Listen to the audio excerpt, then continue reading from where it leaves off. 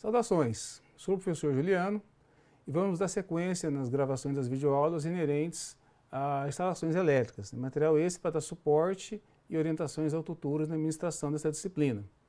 Muito bem, na unidade 1 vimos fundamentos das instalações elétricas e agora vamos dar sequência nas especificações dos materiais utilizados numa instalação e vamos falar de luminotécnica. Então, basicamente, vamos iniciar nessa primeira sessão falando de características gerais de eletrodutos e quadros de distribuição.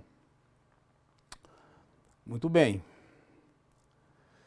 Então, a ideia é que o tutor defina ao aluno o que é um eletroduto. Bom, eletroduto nada mais é do que dutos, tubulações, vulgarmente falando canos de PVC, de metal, que é comum a gente ver isso em instalações elétricas, e esses canos, esses tubos, esses dutos vão conter os fios, vão conter toda a fiação, todos os condutores elétricos, facilitando a sua passagem. Então, o que é então eletrodutos? São tubos, tubulações, dutos que vão propiciar um meio envoltório ou um invólucro para que os condutores elétricos passem. As suas principais funções, importante o doutor definir isso com o aluno, é o quê? Proteção mecânica, contra choques, batidas, e ataque do meio ambiente, corrosão, ataque químico, por exemplo. A gente não sabe como e onde essa instalação vai ser feita, sob quais condições ela vai estar submetida. Mas normalmente ataques do meio ambiente, também proteção contra incêndios. Tá? A ideia é a seguinte, de onde pode vir esse incêndio? Do próprio condutor, que pode ter uma sobrecarga de corrente, aquecer muito e pegar fogo. Claro, falamos na seção 3, que um condutor, um dos parâmetros de especificação era a temperatura. Quer dizer, não é para aquecer, mas se aquecer, o eletroduto tem que estar preparado para conter esse incêndio. Bom, a ideia qual que é do dimensionamento? Está-se meio que evidente que o dimensionamento do eletroduto vai ser em função dos seus condutores, o diâmetro dos seus condutores, ou quantos condutores vão passar por esse eletroduto. A ideia principal qual que é, então? Limitar essa quantidade dependendo do diâmetro, facilitar a passagem desses condutores, não só na hora de se montar a instalação, mas quando se for retirar esses condutores desses eletrodutos para fazer manutenção, para ampliar a instalação, etc.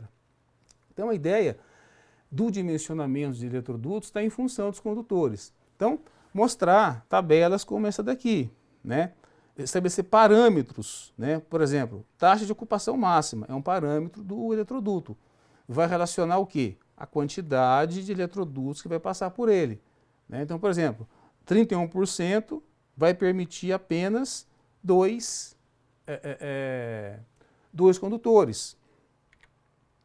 Então, como eu falei, a ideia do eletroduto, a ideia como o tutor, o engenheiro eletricista nesse caso, vai projetar é para que ele facilite a passagem, que ele comporte o máximo de condutores possíveis, facilite a passagem e a manutenção da instalação. A ideia é que essa análise dos condutores, então, seja em função, que o dimensionamento dos eletrodutos seja em função da análise dos condutores. Por exemplo, se os condutores que passarem por ele não tiverem os diâmetros nominais iguais, o tutor vai ter que calcular, mostrar para o aluno como se calcula a área útil do eletroduto. Com isso, ele vai analisar não só fórmulas previstas da 5410, mas também tabelas, principalmente as tabelas fornecidas pelos fabricantes. Nesse caso, as tabelas fornecidas pelos fabricantes ajudam muito a fazer o dimensionamento. Correto? Claro, sempre mostrando para o aluno que não é qualquer tabela, não é qualquer informação que ele deve já adotar como verdade universal. É importante saber usar a tabela, tá? A gente não pode pegar uma tabela e usar ela como caixa preta, já falamos disso. Então, mostrar as tabelas. Quais tabelas? Essas aqui, Então, eu tenho aqui, o material, a seção transversal, a área bitola, tá? Aqui eu tenho a quantidade de condutores que vai passar por esse eletroduto, e aqui eu tenho o diâmetro nominal. Tá? Essa tabela aqui tem os mesmos parâmetros dessa. Qual que é a diferença? Essa aqui é para aço carbono, essa aqui para PVC. Então, discutir isso com o aluno também. Tá? Por exemplo, por que usar um eletroduto de metal em aço carbono, normalmente em aço 1020, 1030, ou usar um PVC? Então, é evidente, está um pouco claro, que a utilização de um eletroduto em metal vai propiciar mais resistência mecânica, né, contra choque, batida. Já um eletroduto em PVC, não vai ter tanta resistência mecânica, porém vai ter alta capacidade de flexibilidade, né? Vai ter maior capacidade contra a corrosão, vai resistir melhor às intempéries do meio ambiente, aterramento, enfim, as condições que a instalação foi estabelecida, né? A questão do custo, né? Hoje em dia, né, com o advento da fabricação de itens polimétricos, né, de itens plásticos, o custo de uma tubulação, de um eletroduto em material plástico, como o PVC, está sendo bem mais em conta do que um duto em material metálico, né? Então, estabelecer essas vantagens e desvantagens de se utilizar uma tubulação eletrodutos em metal e em PVC, né, que é o principal material polimétrico que se faz eletrodutos. Claro que existem também outros materiais. Correto? Voltando para o slide aqui agora. Então, essa tabela aqui, ó, então mostrar, além dessas tabelas dos primeiros, mostrar tabelas como essa, que vai relacionar o diâmetro nominal de eletroduto com outros parâmetros dimensionais do eletroduto, né, como referência de rosca, diâmetro interno, externo, espessura, né, enfim. Ok? Muito bem. Equilíbrio de fase. Bom, equilíbrio de fase é importante por conta do seguinte, a instalação não deve ficar sobrecarregada, ela vai ter, evidentemente, dispositivos de proteção, né, como disjuntores, relés, fusíveis, porém, deve-se estabelecer um equilíbrio de fase. E equilibrar fase, basicamente, é equilibrar potência e corrente numa instalação. Então, a ideia qual que é? Né? Que o tutor mostre o equilíbrio de fases como um balanceamento de fases. Né? Então, por exemplo, mostrar que uma alimentação trifásica, por exemplo, é composta de 3 fios, né? O fio neutro e 3 fases. Né? Por exemplo, uma tensão de 127, né? Vulgo 110, que o pessoal fala, dá exemplos de alguns circuitos. Então, pegar lá um circuito da cozinha, né? A gente vai ter uma geladeira, um micro-ondas, um fogão, etc. Então, vai totalizar lá, sei lá, 2.450 watts. Pegar um circuito 2, né? Na sala, no computador, uma impressora, quarto, enfim, vai totalizar 2.380. O ideal seria que essa diferença de potência de consumo fosse igual, mas é difícil conseguir isso, né? Você não vai conseguir os seus aparelhos disponibilizar, né, ajustar, né, os seus aparelhos de forma que todos dêem a mesma potência final no circuito terminal. Então, igual não vai ser. Porém, que essa diferença, por exemplo, que aqui de 2.450 para 2.380 está dando em 70 watts, que essa diferença não ultrapasse 200 watts. Tá? O ideal é que as diferenças entre os consumos de potência entre os circuitos terminais sejam de no máximo 10%, assim como as correntes. Tá? Qual que é a consequência de se não balancear, de se manter grandes diferenças de potência de consumo nos circuitos terminais de uma instalação? Então, qual que é as consequências da ausência, né, do balanceamento? A principal é que toda hora o seu disjuntor vai estar desligando. Toda hora você vai ter falta de energia parcial ou total da instalação. Tá? Porque sempre você vai ter a possibilidade de uma sobrecorrente, de uma sobrecarga. Então, ó, mostrar, né, as 3 fases, né, mostrar como essas fases, as correntes e potências saem do quadro medidor e vão até o quadro de distribuição, né, a saída dos circuitos terminais, mostrar que manter as correntes e potências iguais é muito complicado, tá? Mostrar como fazer esse balanceamento de cada fase, dividindo a potência pela voltagem da instalação, assim eu vou balancear a corrente. Nesse caso aqui, a maior corrente não deve exceder 10% da menor, né? Então mostrar isso ao aluno, ok? E falar de quadro de distribuição, posicionamento do quadro de distribuição. A ideia é que antes que o tutor defina o posicionamento, o tutor defina o que é um quadro de distribuição, ao aluno, né? O quadro de distribuição a gente costuma dizer que é o coração da instalação, tá? Ele é o centro de distribuição de toda a fiação, de todo o circuito da instalação. Ele recebe todos os condutores e é dele que vem todos os condutores do medidor, é dele que sai toda a fiação dos circuitos terminais que vão alimentar as dependências da instalação, tá? Ele que vai conter todos os dispositivos de proteção, tá? E a ideia é mostrar, né, algumas ilustrações, algumas figuras, algumas tabelas também de especificação de quadro de distribuição. Principalmente, né, voltando aqui para o slide, o que, por exemplo, deve ser observado na montagem de um quadro de distribuição? Acesso, né, a todos os componentes e toda a fiação, identificação de todos os componentes com placas e etiquetas, independência dos componentes para que haja a menor interferência possível no circuito elétrico e espaço reserva para ampliação, né, da instalação elétrica em função do aumento de demanda. E aí sim, falar da posição do medidor, da posição do quadro de distribuição, tá? A posição está ligada a uma série de dicas, né, uma série de dicas práticas para evitar alto consumo na instalação, para se economizar em material, tá? Então, quais seriam essas dicas? A ideia é que o quadro de distribuição esteja o mais próximo do medidor, porque com isso eu evito um circuito de distribuição. Normalmente, circuitos de distribuição possuem condutores de bitola mais grossa, né? O material cobre na qual é feito os condutores é caro. Então, se eu conseguir colocar o meu quadro de distribuição mais próximo do meu medidor, eu vou conseguir economia. Eu vou conseguir economia não só da fiação, mas também economia de energia, tá? Mas ainda, colocar o quadro de distribuição perto do centro maior de carga, onde tem as maiores potências. Assim eu também vou economizar condutor, não só na bitola, mas agora no comprimento. Vou reduzir queda de tensão nunca é bom numa instalação, tá? E vou conseguir economia de energia e vou conseguir economia de material, tá? A ideia também é que o tutor mostre como se calcula a posição do quadro de distribuição via o método baricêntrico, tá? Utilizando os dispositivos e as cargas, dividido pelas cargas e as potências, e mostrar isso num plano cartesiano ao aluno, tá? Então, fechando, né, a ideia dessa sessão é que o aluno consiga dimensionar os eletrodutos, baseado já no dimensionamento feito dos condutores, né, levando em conta os parâmetros que foram apresentados, e apresentar e definir o que é, para que serve, como montar um quadro de distribuição.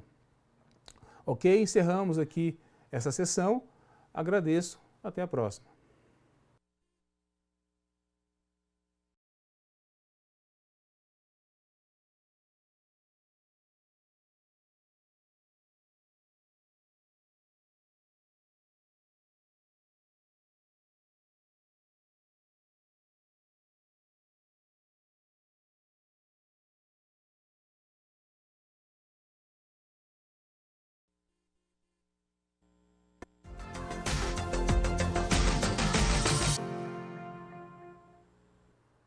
Saudações, sou o professor Juliano e novamente vamos dar sequência ao material de instalações elétricas destinado à orientação e suporte ao tutor. Vamos falar especificamente agora da seção 2 da unidade 2. Então a sequência é continuar falando da especificação de alguns materiais, né, que vão ser utilizados numa instalação. Nesse momento a ideia é falar sobre dispositivos de proteção, né, e interruptores, ou seja, proteção contra sobrecargas elétricas. Basicamente vamos falar de disjuntores, transformadores, relés, fusíveis, etc. Então, características gerais sobre dispositivos de proteção e interruptores, ok? Muito bem. Então, a ideia é que o tutor defina o que é um dispositivo de proteção, para que ele serve, né? Então, o objetivo é qual? É desligar a parcela, né, ou a totalidade, até às vezes, do sistema elétrico que está funcionando com defeito, tá? Ou operando em condições anormais. Há duas situações onde isso ocorre, né?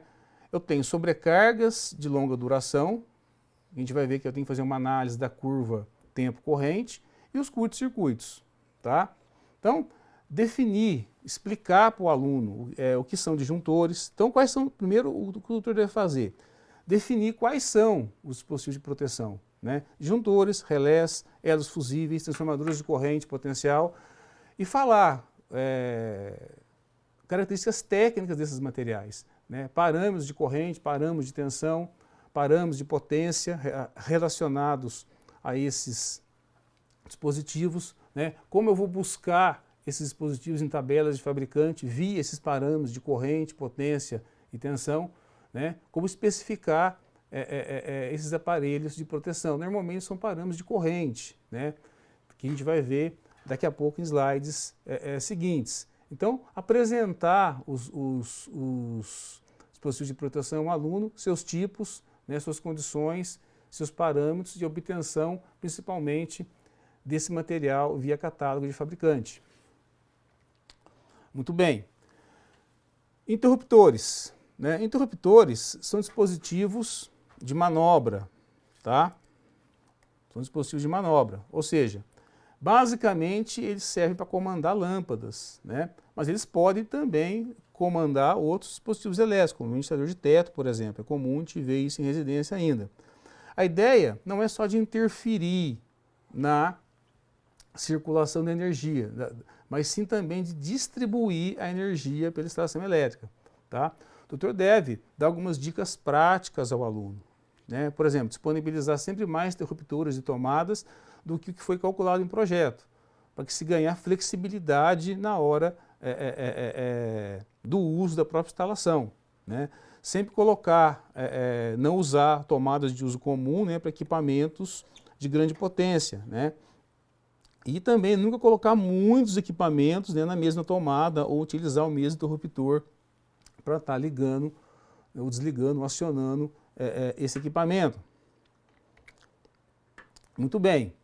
Então, falar sobre as características gerais sobre interruptores, né, que eles podem ser simples, né, paralelo, intermediário, normalmente são formados por dois terminais de um contato, explicar esse tipo de formação, né, baseado na formação simples, paralelo, intermediário, mostrar isso em esquemas elétricos, mostrar as diferenças entre interruptores e disjuntores, né? Interruptores são dispositivos de acionamento manual, exige ação humana, né? Os disjuntores, por exemplo, não, eles vão desligar mediante a um parâmetro de corrente ou de uma curva tempo-corrente, por exemplo, né?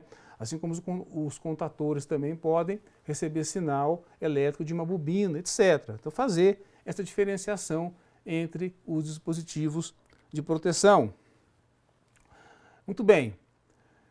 Proteção contra choques elétricos, né? Então, isso tem que ser levado muito em conta numa instalação, né? O que o consumidor menos quer é levar um choque numa instalação elétrica. Então, a princípio aí entra já os dispositivos de proteção com diferencial residual, tá? Então, mostrar o que é essa característica de um dispositivo de proteção. Normalmente aparece a sigla DR, né? Então, explicar esse tipo de proteção, como são constituídos, os tipos de dispositivos de proteção com diferencial residual, que é o caso de um transformador de corrente, um separador de relé, circuito de teste, mecanismo de disparo, etc.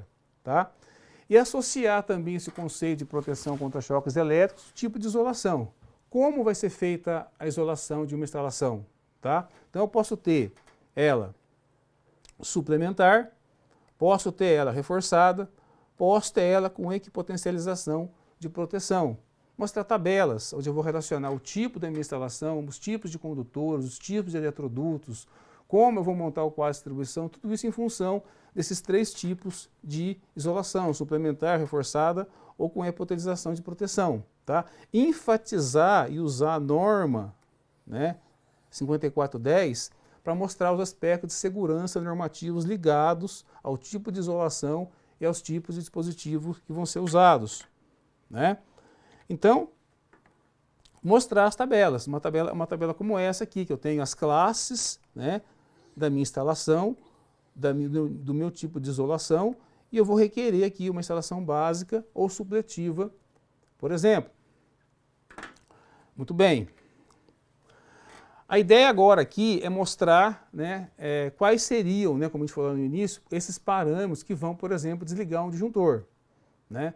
Então, no caso do disjuntor de um fusível, eu vou ter essas duas principais técnicas, essas duas principais características, né, contra sobrecorrente, contra sobrecarga. Eu vou ter a corrente nominal, que vai ser um parâmetro, tá? E a curva, corrente nominal, e a curva tempo corrente. Então, o que é a corrente nominal? Ela é definida como o valor máximo eficaz, ou seja, a intensidade da corrente, que pode circular pelo dispositivo de proteção sem causar interrupção. Se esse valor subir, o dispositivo vai ligar, tá? Então, qual que é a ideia? Não existe um valor, na verdade são 4 correntes que o tutor deve trabalhar com o aluno. A corrente de projeto, a corrente que vai atuar no dispositivo de proteção sem desligá-lo, a corrente máxima que o condutor suporta, tá? E a corrente na qual efetivamente vai fazer o desligamento, tá? A corrente de projeto é a menor, se a gente for falar de maior para maior, e a corrente que vai fazer efetivamente o desligamento é a maior. Então tem uma relação entre essas correntes, de maior ou menor, tá?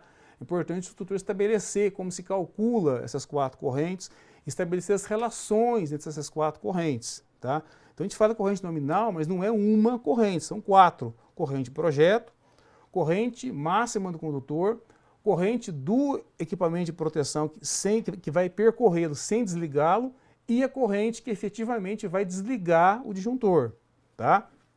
Então estabelecer essas 4 correntes, esses 4 parâmetros na definição, porque são essas 4 correntes que vai especificar o disjuntor.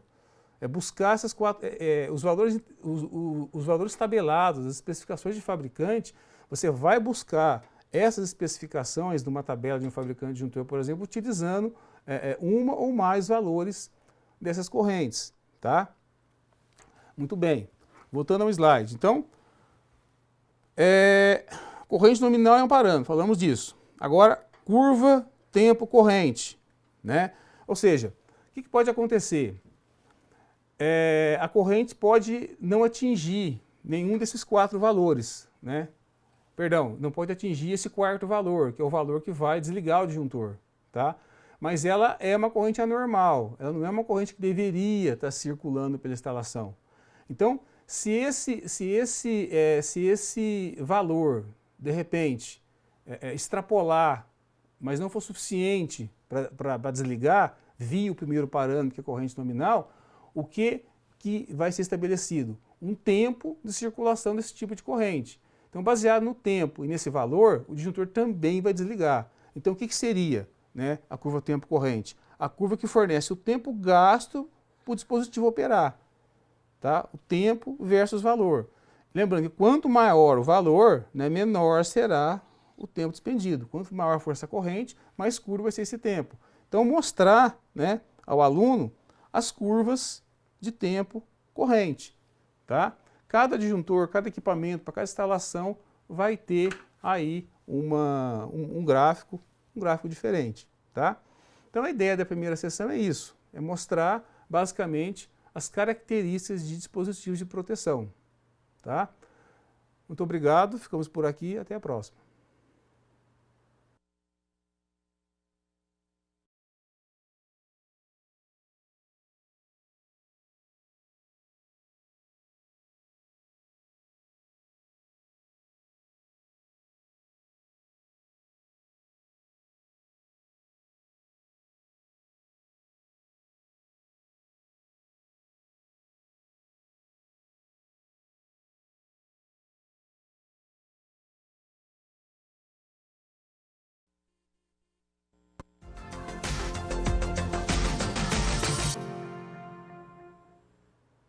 Saudações, sou o professor Juliano e novamente estamos aqui para dar continuidade às videoaulas do material de instalações elétricas com o objetivo de dar suporte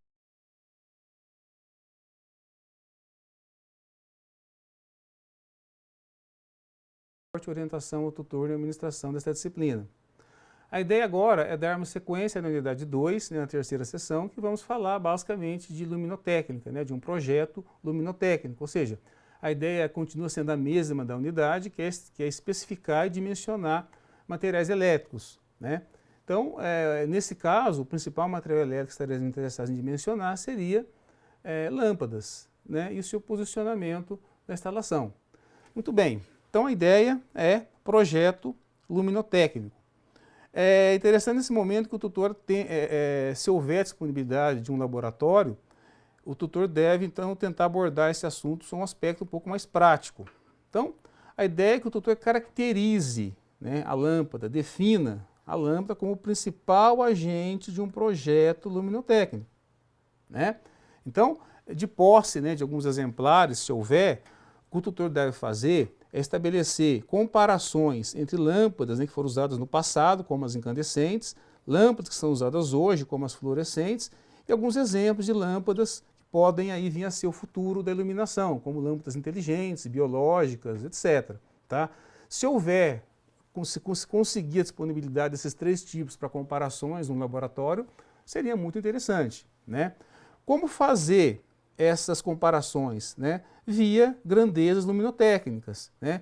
Então mostrar os índices de reprodução, rendimento luminoso, as curvas, né, consumo potência, coeficientes de utilização, luminância, vida útil, fluxo luminoso, depreciação do fluxo luminoso e mostrar tudo isso também utilizando tabelas e esquemas, né? Então mostrar que a incandescente no passado tinha um custo mais barato, mas consumia mais, esquentava mais, né? Que a sua luminosidade, o seu fluxo luminoso, para dar o mesmo, por exemplo, de uma lâmpada fluorescente, ela tinha que produzir uma potência de 100 watts, sendo que a fluorescente produzia 15 watts. Então, fazer essas comparações, utilizando essas grandezas luminotécnicas, né? Mostrando cada tipo e a sua respectiva característica. Muito bem. A ideia agora, né, é partir para o projeto, né, é mostrar algumas etapas de um projeto luminotécnico. Basicamente são 2, o método de lúmenes e o método ponto a ponto. Tá? Os 2 vão estabelecer parâmetros do projeto. Tá? O primeiro método, o método de lúmenes, ele se divide em 7 etapas, ou o cálculo de 7 parâmetros para o dimensionamento luminotécnico. Então, o primeiro a ser levantado ou calculado é a luminância que deve ser mantida na instalação. Depois, uma pré-escolha das iluminárias ou lâmpadas, baseada em quê? Baseado no objetivo, ou seja, eu vou estar iluminando um laboratório, iluminando um estúdio, iluminando uma sala de reunião, iluminando um quarto, uma cozinha, enfim, tá? O que eu vou estar iluminando? Levando em conta também fatores econômicos, o consumo que eu posso ter no máximo dessa dependência, dessa instalação. Levando em conta também manutenção, tá? Levando em conta também obtenção dessas lâmpadas em mercado, catálogos, etc. Né? Terceiro item, índices do local. Claro que esse dimensionamento é feito simultaneamente. Tá? Enquanto eu já estou escolhendo a lâmpada, eu já estou levando em conta, já estou levantando os índices do local. O que seriam esses índices do local? Parâmetros geométricos, parâmetros dimensionais. Né? Altura do recinto, altura onde vai ficar a lâmpada no recinto, a área das dependências, né? Coeficiente de utilização dos equipamentos, que vai relacionar o fluxo luminoso, né, com o fluxo útil, versus plano de trabalho e índice do local que já foi especificado. Fator de manutenção de referência, né? Vou levar em conta fluxo luminoso versus fluxo inicial da lâmpada e luminária que foi previamente escolhida. Nesse momento é o ponto de eu trocar a lâmpada caso algum parâmetro não seja atendido. E como eu falei, toda atividade que envolva de projeto, que envolva fluxo luminoso, eu tenho que levar em conta qual vai ser a atividade desenvolvida naquele local. Tá? Então todas as tabelas que eu vou utilizar vai constar lá, atividade desenvolvida, qual é? Para um laboratório vai ser uma, para um estúdio vai ser outra, uma sala de reunião, dependências residenciais, industriais, a tabela vai relacionar o fluxo luminoso com a atividade desenvolvida, assim como cor de parede, cor de teto, até o tipo de lâmpada que você escolheu. 7, aí sim eu vou calcular, eu vou ter, porque até então eu vou ter só estimativas, né? Mas na sexta etapa, de fato, eu vou calcular, eu vou definir o meu fluxo luminoso, né? E com isso eu vou conseguir fazer todo o espaçamento, né, das minhas lâmpadas em função do feixe que essas lâmpadas escolhidas vão abrir, né? Então, levando em conta esses dois últimos e os outros anteriores que a gente calculou, a gente vai poder já estabelecer layouts, né, de como vai ficar o espaçamento das minhas lâmpadas nas minhas dependências. O segundo método é o método ponto a ponto. Ele é um método um pouco mais simples, né? Ele leva em conta a lei de Lambert. Ele relaciona a iluminância produzida, né, à intensidade luminosa. Basicamente, o dimensionamento desse método é através das curvas de distribuição luminosa ou curvas fotométricas. A análise dessa curva vai produzir o meu projeto, né? Então, várias tabelas relacionadas a esse método também são descritas no livro texto. Então, o que o tutor deve fazer? Mostrar essas tabelas e apresentar esses gráficos. E qual a relação desses gráficos, dos valores desses gráficos, com as tabelas apresentadas no livro texto.